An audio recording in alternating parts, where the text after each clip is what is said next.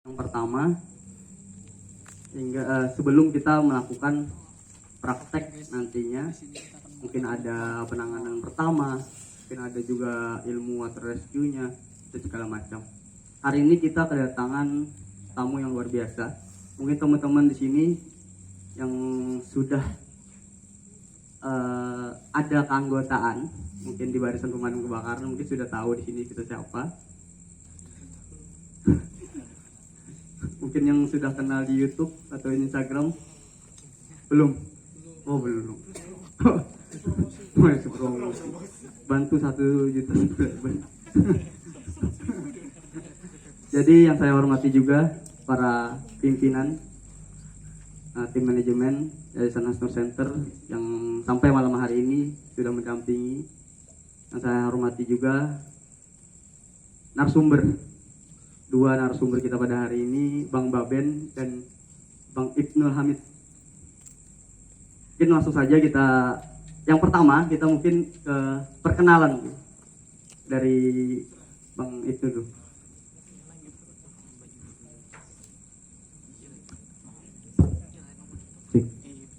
Oke, perkenalkan nama saya Ibnul Hamid. Saya adalah radiografer sekaligus relawan pemadam kebakaran dan fire rescue-nya. Jadi saya aslinya dari kota Kandangan, baru pindah ke Banjarmasin di awal di 2018. Untuk sekarang pekerjaan saya untuk menjadi medis di klinik dan di rumah sakit rumah sakit Ulin sama klinik Panacea. Jadi profesi saya adalah radiografer. Dan ini teman saya nih satu. Oke, selamat malam teman-teman semuanya.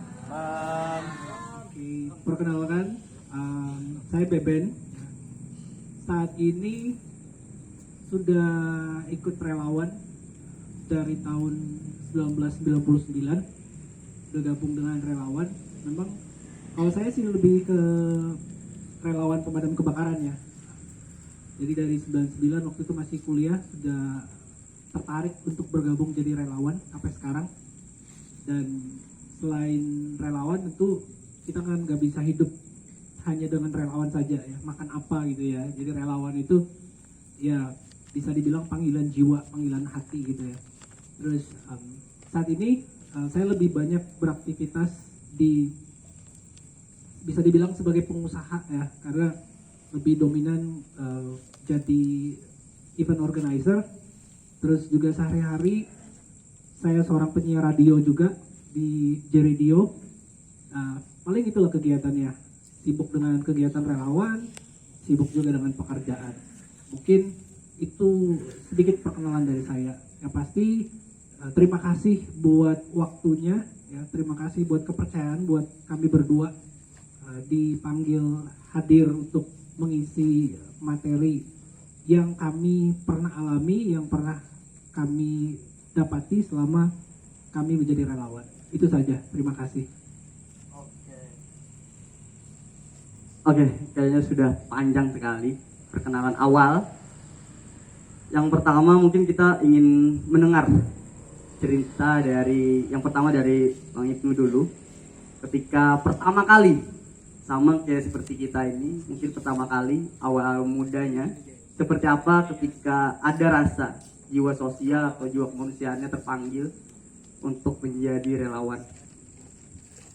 Nah, jadi pertama kali menjadi relawan itu di tahun 2011 ya.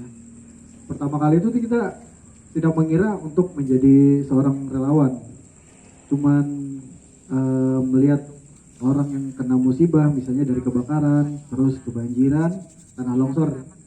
Nah dari situ kita ingat kita mau membantu orang itu kan. Pertama kita ikut dari pemadam kebakaran yang ada di sekitar dulu. Itu tahun 2011, mungkin 2011 akhir. Jadi ikut aja, pertama ikut, walaupun saat itu dari keluarga kita nggak ada yang setuju, karena pemadam kebakaran itu aktivitas yang lumayan berbahaya ya kan. Coba kalian lihat yang beberapa saat sekarang kalau pemadam kebakaran gimana untuk di jalannya. Jadi di keluarga tuh nggak ada yang setuju. Jadi terus dilarang. Kalau kita ngejar kebakaran pasti dilarang. Tapi namanya kita hati kita ingin membantu, ya udah kita kalau ada kebakaran, walaupun jalan kaki kita tetap berangkat. Berarti awalnya juga ada larangan kayak itu ya.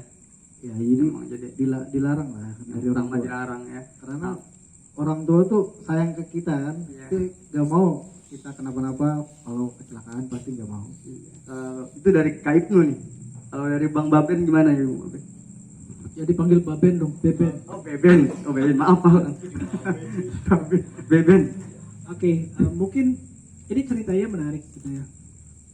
Ketika jadi relawan di tahun 99, tapi awalnya itu sudah mulai dari sejak SD ceritanya. Sejak SD itu punya keinginan, pertama tuh seru aja sih ngelihat kebakaran gitu, seru sih. Dan itu pernah nekat naik sepeda gitu ngejar. Cuma hanya melihat. Dan dari situ kenapa tiba-tiba ada keinginan untuk bergabung gitu ya. Dan ya sometimes kita tuh ninggalin pekerjaan juga kadang-kadang ya. Kalau untuk menolong orang ya bisa dibilang itu pengorbanannya seperti itu ya. Jadi ya rasa ingin membantu orang itu kayaknya lebih besar dari pekerjaan kadang-kadang ya. Bahkan juga dari hal-hal yang kita rasa penting, tapi kalau masih bisa kita meluangkan waktu untuk menolong orang, kenapa tidak gitu. Toh juga semuanya pasti dihitung sebagai sebuah pahala juga kan ya. Mungkin itu dari saya. Jadi awalnya Bang Beben ini ada rasa gembira ketika membantu orang. Kayak alasan ini sama nih kayak teman-teman nih. Seru kalau membantu orang, ada rasa ketika kita membantu orang itu bahagia, pasti ikut bahagia gitu ya. Jadi yang selanjutnya nih, hal yang paling yang pertama kali nih mungkin di kerelawanan yang paling diingat sampai sekarang kayak. Hal yang mengesankan dari relawan itu pertama, kita pertama itu bukan apa-apa ya. Kita bukan apa-apa, yang dulunya kita kena marahin orang, sering dibully misalnya. Pertama kali di Banjarmasin contohnya nih, ngejar kebakaran sampai di TKM disuruh orang pulang. Nah dari situ kita jangan ditanggepin, biar aja. Kita dikatain orang macam-macam, kita dibully orang macam-macam, gak usah dipikirin. Yang penting kita menolong orang itu selamat, orang itu terbantu dari kita, ya sudah, kita bahagia melihat itu. Terkadang ya manusia ini kalau lihat orang yang kayak gitu pasti dia ingin menjatuhkan lah, pastinya kayak gitu. Tapi yang bangganya saya sekarang, berhasilnya sekarang karena apa? Kita membantu orang itu bahagia. Misalnya kalau orang kecelakaan dia bisa berjalan, maksudnya bisa diobati dari kita dan tidak merasa kesakitan misalnya, itu kebanggaan dari kita ya. Satu hal yang luar biasa nih kayaknya ketika kita membantu orang itu terselamatkan. Kalau di kecelakaan mungkin orang itu nggak merasa sakit, itu adalah satu rasa bahagia nih kayaknya. Ya, tapi melihat dari latar belakang kayak ini, kalau sekarang nyambung ya, dari perawat mungkin juga Radiologi itu medis, bidang penyakit dalam. Tapi kan salah satunya bisa juga lah untuk penanganan pertama ya. Untuk penanganan pertama tuh dari kesehatan wajib bisa kan? Ya, Apalagi sudah yang naik levelnya lah dari itu. kalau Bang Beben nih Bang, satu hal yang Abang inget sampai sekarang, mungkin kejadian kah, momennya lah. Momen yang paling saya ingat sampai sekarang adalah momen pertama kali terjun di barisan pemadam, dan itu tahun 2000 ya, tahun 2000. Itu momen yang paling saya ingat adalah ketika kebakaran, bisa dibilang tuh kebakaran terbesar di Banjarmasin. Waktu itu terjadinya di daerah Pelambuan. Kalau nggak salah itu sekitar 500 rumah yang terbakar. Di tahun 99 itu masih belum sebanyak sekarang ya, barisan pemadam di Kota Banjarmasin masih sedikit. Jadi saya ingat itu tanggalnya tanggal 17 Agustus. Saya ingat sekali itu karena di saat itu kita lagi asik nonton lomba-lomba ya. Jadi nonton lomba itu kejadian kalau nggak salah saya masih ingat sekitar jam 2.30 kejadian awal itu, dan kebakaran itu baru selesai di jam 9 malam. Jadi panjang, itu besar, pokoknya sampai beberapa gang habis, dan ya itu masih saya ingat sampai sekarang. Bagaimana kita nolong orang yang panik ya, terus kita mesti pindah gang supaya rumah yang berikutnya itu tidak terbakar. Bagaimana bisa istilahnya memadamkan kebakaran rumah, terus kita mesti pindah. Sehingga saya tuh kita 3 kali pindah supaya bisa melokalisir kebakaran itu tidak menyebar ke tempat yang lain. Seperti itu yang paling masih sampai ingat saya sampai sekarang. Mungkin itu salah satu alasan juga ya Bang ya, adanya barisan pemadam di Banjarmasin ini mungkin terbanyak satu dunia mungkin ya. Betul. Karena ada kejadian yang luar biasa di Banjarmasin. Betul. Ya. Saya masih ingat juga, saya bisa bilang masih jadi saksi kebakaran ketika kerusuhan 1997 ya, yang waktu Mitra Plaza dan lain sebagainya terbakar. Itu saya masih jadi saksi, walau saat itu kebetulan barisan pemadam tempat saya bernaung belum terbentuk. Sesudah kerusuhan baru dibentuk kayak seperti itu. Terus juga masih ingat jadi saksi kebakaran di daerah Ayani, waktu itu 1.000 rumah lebih, itu sampai pemadam bandara Banjarmasin itu didatangkan karena kewalahan Sungai Baru itu di belakang Ayani itu habis, dari belakang sampai ke depan itu tinggal ruko-ruko di depan itu aja yang bertahan, belakangnya habis semua. Berarti dengan adanya barisan pemadam kebakaran saat ini yang luar biasa, itu bukan menjadi satu yang hal tiba-tiba itu ya. Betul. Mungkin ada yang benarnya tadi, mungkin ada ya kejadian yang luar biasa di Banjarmasin ini. Jadi adanya barisan pemadam yang luar biasa di Banjarmasin itu salah satunya mengambil dari kejadian yang dulunya pernah menimpa di Banjarmasin ya Bang. Iya, kayaknya belajar dari pengalaman. Jadi sehingga mungkin kayak kalau aku lihat nih Bang, di Banjarmasin ini jiwa sosial dari anak-anak nih Bang, yang luar biasa sampai ke remaja sampai ke tuanya. Jadi menurut Abang nih, gimana sih kalaunya kita berhadapan dengan misalkan anak-anak, kan sekarang nih pemadam kebakaran di Banjarmasin banyak anak-anak nih Bang, karena tidak mungkin hanya sekedar ingin aja nih Bang, tapi tidak mengenal apa itu ilmunya di pemadam kebakaran apa segala macam. Tapi kalau menurut Abang nih sebagai senior mungkin di barisan pemadam, gimana menanggapinya Bang? Sebenarnya kan ada aturan yang berlaku ya. Kalau misalkan seorang itu dianggap dewasa itu kalau dia sudah usianya 17 tahun ya, sudah bisa mempunyai KTP dan SIM lain sebagainya, itu kan usia 17 tahun. Misalkan kita bisa naik sepeda motor tapi tidak sah kalau kita tidak punya SIM ya, dan itu kita peroleh usia 17 tahun. Sama seperti hal untuk gabung dengan relawan pun juga istilahnya kita harus dianggap dewasa. Karena kalau usia SMP itu masih belum punya pikiran yang dewasa, masih labil, emosinya juga kadang-kadang naik turun ya, kadang nanti semangat, kadang juga bisa tergantung mood ya, diputus pacar ya bisa ngambek kan, biasa seperti itu.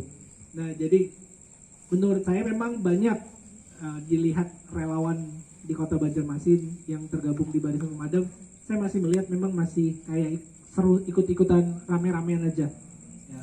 Tapi ya kembali sih diharapkan karena di aturan yang baru itu paling tidak usianya 19 tahun. 19 tahun baru boleh bergabung. Kalau di luar itu tidak boleh, harus tunggu baru bisa ikut seperti itu. Oh, ya jadi luar biasa nih. Satu lagi nih Bang, kalau dari Kak Ibnu nih. Kan Kak Ibnu ini sudah ya, kalau orang-orang pemadam pasti tahu lah kalau Bang Ibnu ini siapa kan kalau di YouTube.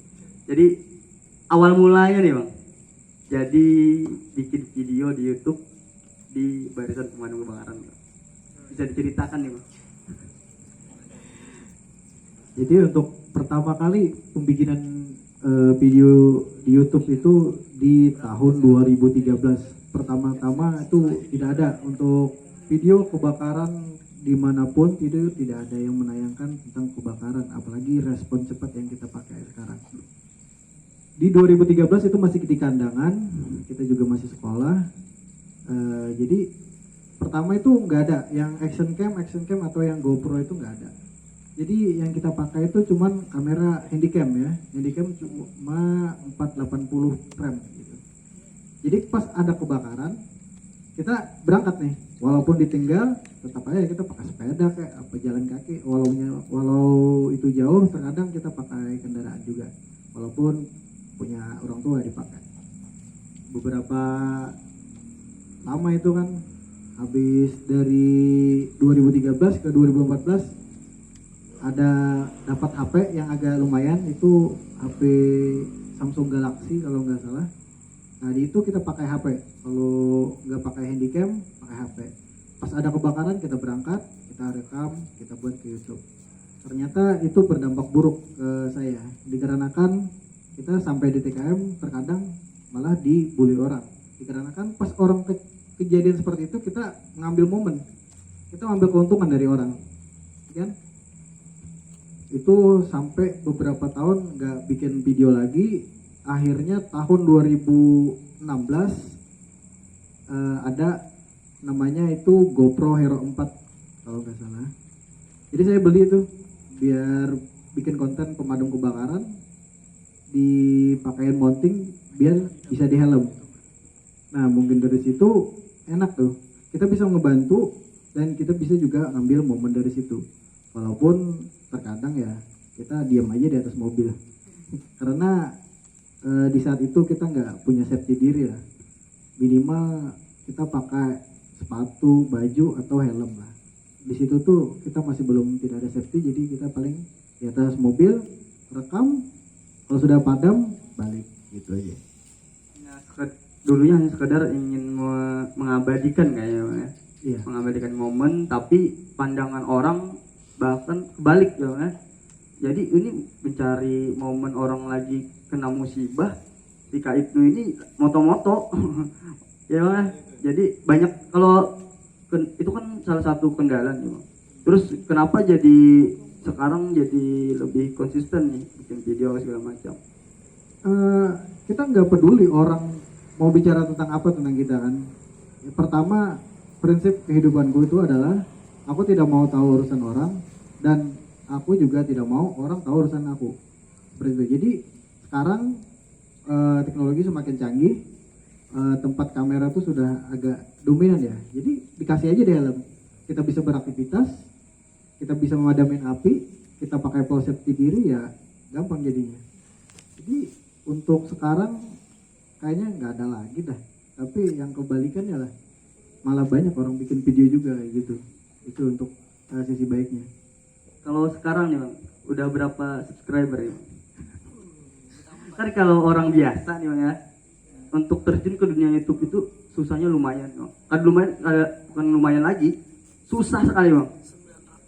Coba kita punya uang banyak terus collab dengan artis, mungkin subscriber kita cepet tuh naiknya tuh, atau bikin video panas ya Bang. Tapi kan dengan orang yang biasa nih langsung melonjak lah. Tapi kan kalau lihat dari video Bang Ibnu ini, ada yang dikirimin dari orang luar negeri ya Bang. Nah itu kan, nah ini momen nih Bang, gimana jadi orang luar negeri itu bisa lihat video Abang nih Bang? Jadi YouTube nih, pertama ya, YouTube ini adalah perusahaan luar negeri kan. Jadi kita ngupload video ke YouTube, YouTube itu pasti akan merekomendasikan ke platform yang sama dengan konten kita. Misalnya kita konten kebakaran, pasti yang nonton para pemadam kebakaran. Tapi nanti ada juga pemberitahuan dari situ akan direkomendasi di channel-channel yang lain, mungkin di situ. Makanya di situ kemarin pernah nyamperin dari pemadam kebakaran Belanda. Jadi dia ngomen kok safety dirinya masih kurang dari situ. Kita di komen, kita jelasin aja karena kami ini tidak ada yang memberi, kita bukan dari pemerintahan.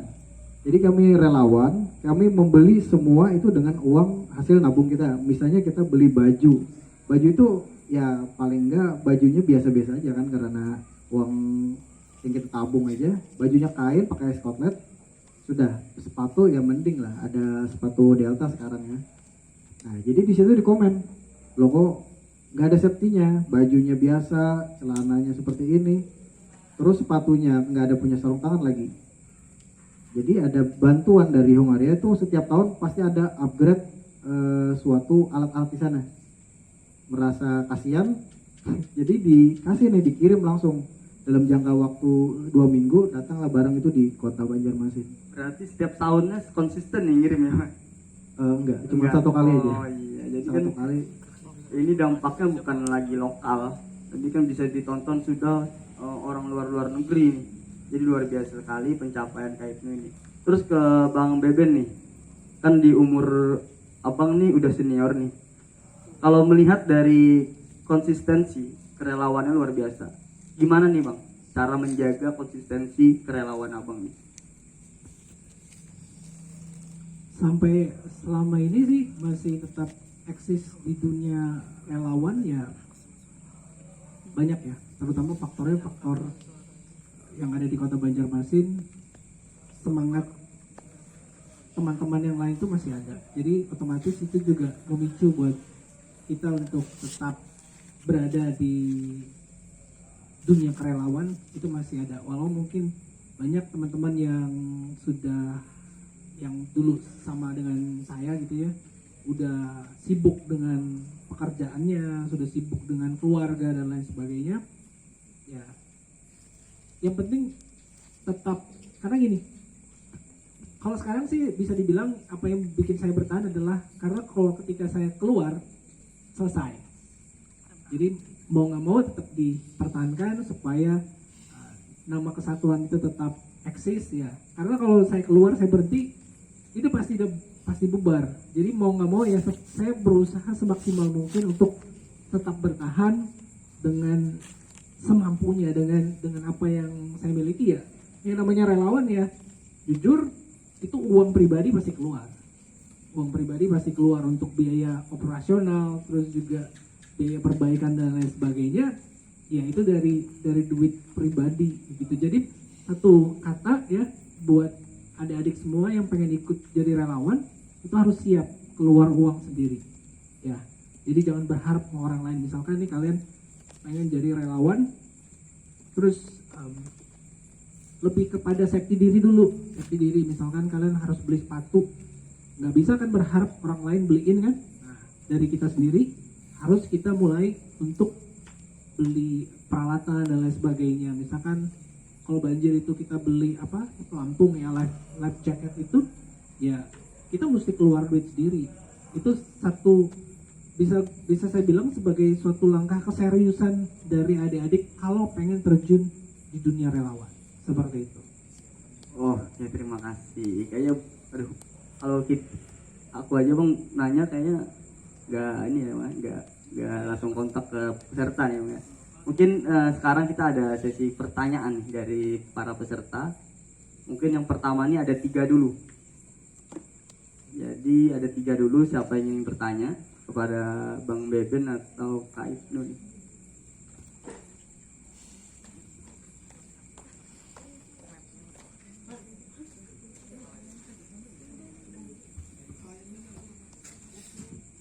Ya, Assalamualaikum warahmatullahi wabarakatuh.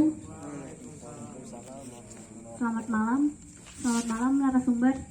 Ini pertanyaannya sebenarnya sudah saya siapkan dari 2 hari yang lalu, ya, karena tahu narasumber kita luar biasa malam hari ini.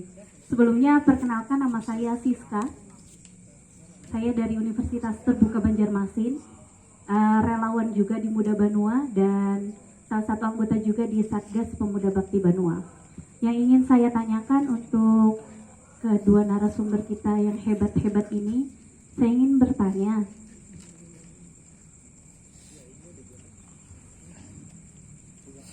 apa pengalaman yang pernah dirasakan yang paling membahayakan diri sendiri pada saat operasi tanggap bencana dan bagaimana menyikapinya? Oke, jadi akan saya jawab yang pertama ya. Untuk eh, apa namanya, yang berbahaya itu banyak. Apalagi kami pemadam kebakaran, kita harus berhadapan dengan kobaran api pertama, itu ya wajib tuh. Pasti di kobaran api itu kita harus tahu sifat api, arah anginnya. Apalagi kalau orang yang baru-baru tahu itu nggak tahu angin itu arah kemana. Apalagi angin itu arah ke arah kita, itu pasti berbahaya. Terus dari situ asap.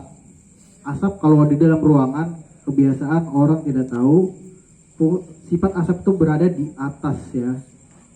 Asap itu bersifatnya dia mencari udara biasanya.